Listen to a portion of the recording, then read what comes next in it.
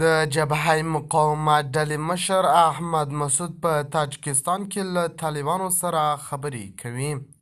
احمد مسعود غواړي چې په تاجکستان کې له طالبانو سره د میز خبرو ته کښیني. هغه ویلي له جګړې څخه هېڅ هم نه جوړېږي.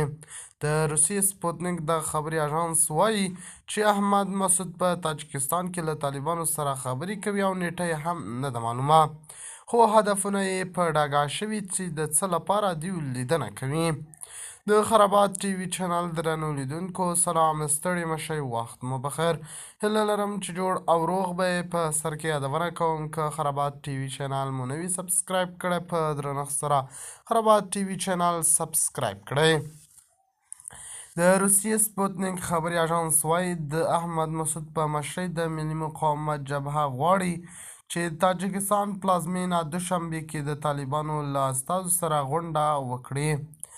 د اژانس پر اساس تر اوسه پورې د دغې غونډې نیټه څرګنده نه ده، خو په پام کې ده چې له طالبانو سره په دې ناسته کې ټول ټال 50 تنه د ګډون استازیتوب مخور سیاسي او ټولنیز شخصیتونه ګډون ولري.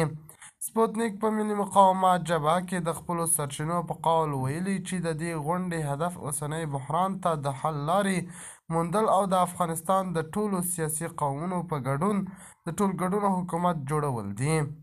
د خرابات ټي وي چینل درنو لیدونکو دا و زموږ ته دې مهال چمتو کړی خبر. د نورو تازه خبرونو لپاره خرابات ټي وي چینل په درنښت سره سبسکرایب کړئ. الله په امان، تر بیا ښې چارې.